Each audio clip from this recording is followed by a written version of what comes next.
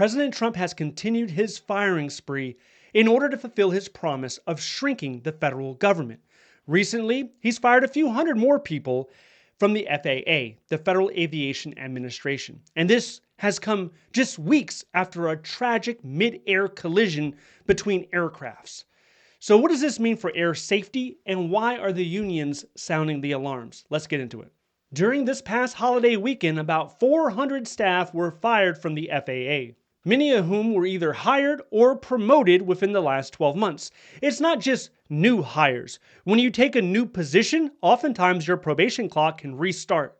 So this all happened on Valentine's Day, February 14th, the night of Valentine's Day. People started to get those emails, and it didn't come from a .gov. It wasn't opm.gov. This was coming from a Microsoft email address. You know the ones, the @outlook.com. It was either that or Hotmail, one of the two. So most federal employees, when they see that, whether it's on their phone or their computer, they're immediately thinking, okay, this is a phishing attempt. Let me report this phishing attempt because it looks like a scam. But this is nothing new. We've seen over 10,000 federal employments get the boot recently. But this new batch on probation, they were responsible for roles like radar, landing, and navigational maintenance. The union, which is named PASS, or the Professional Aviation Safety Specialists, they were quick to condemn this action. They stated, "We are troubled and disappointed by the administration's decision to fire FAA probationary employees. They did this without cause nor based on performance or conduct." The union's president released a statement the very next day on February 15th. He said he was troubled and disappointed with the administration's actions. And it's just not him, and it's just not his union. There have been over a dozen unions that have filed over a dozen lawsuits that pertain to firing individuals on probationary status, and also for the reclassification, which is the Schedule F. Now it's being considered Schedule Policy. The union stated that these employees are being terminated without cause, and the emails came from a Microsoft email address rather than a government email address. The number of people being terminated in the federal government right now, 1,000 people here, up to 10,000 people there, these are not nameless, faceless individuals. These are people with families. This could be your friends, your family, your neighbors. These are not the people tapping your phone, listening to your conversations. These are not the people that sent $100 billion to Ukraine. A lot of times, they could be veterans. 30% of the federal workforce are veterans. They served in the military.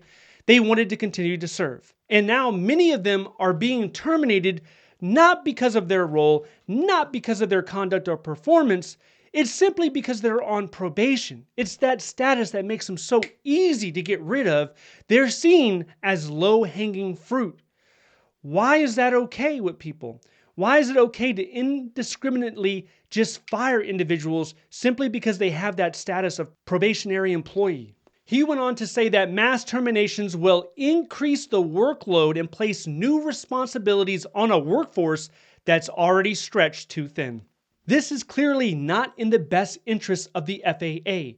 The FAA has been struggling with staffing issues. Even during the Biden administration, they could not hire enough people, especially air traffic controllers. If you look at the workforce of the FAA, it's lower now than 20 years ago.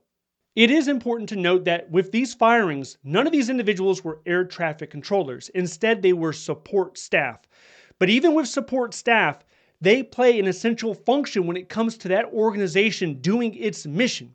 So at what point where you're cutting away at the staff, does it impact the safety of aviation, of the skies? We have seen how deadly aviation can be with 3 deadly aircraft accidents just in the past month. This isn't just about cutting overall federal employee numbers so it looks good.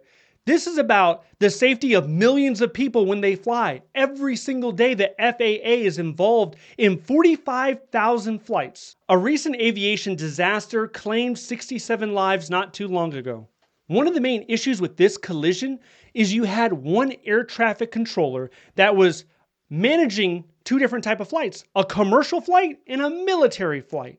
That's not standard practice. That's not what we do in this country.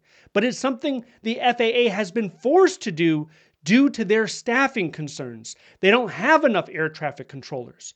So when this incident happened, President Trump, he was able to identify the point of failure. And that was 3 letters, DEI. It was DEI's fault. Well, the interesting about DEI and the FAA is the agency is largely white men. 70% are white and 76% are male. After the investigation report came out, it was discovered that 90% of these facilities, they're understaffed.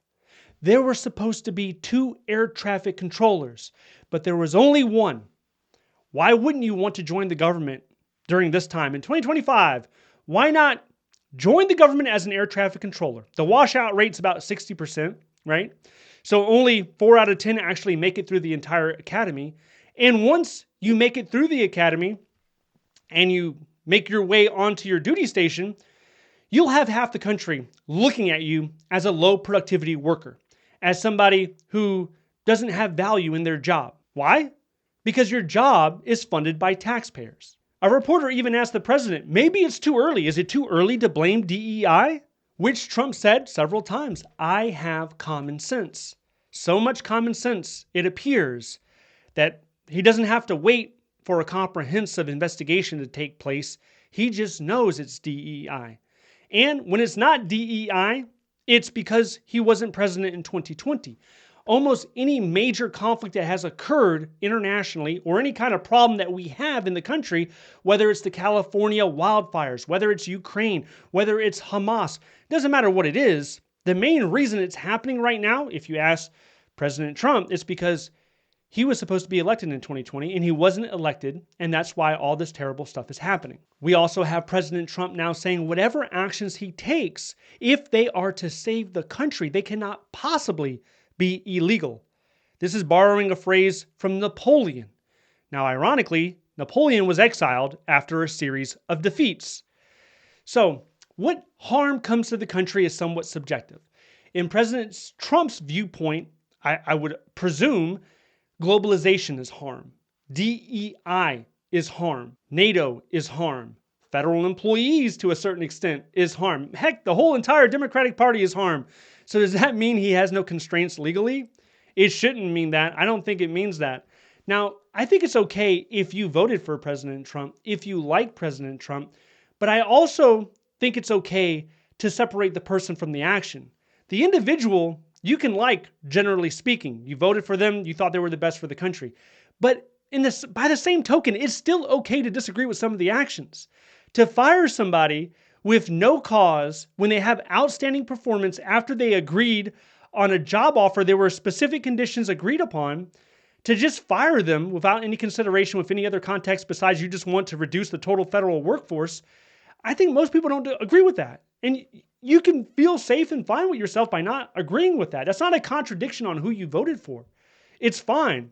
Not everybody that people like will always do the right thing. This doesn't have to be an all or nothing approach, because when it's an all or nothing, it's easy to start idolizing somebody. And when someone's being idolized, they can do no wrong. Not just now or in the past, in the future, no matter what happens, they can do no wrong. And that's a dangerous way to think. You, I believe, should be a free thinker. Allow yourself to think past partisan lines. A lot of the president's actions, they're being challenged in court. There are federal judges all across the country just waiting to go ahead and slap an injunction on the latest action. And DOJ, well, they keep on going. They keep making their recommendations, which includes a lot of layoffs, a lot of terminations. If you want to know the latest on that, then I want you to check this video out next.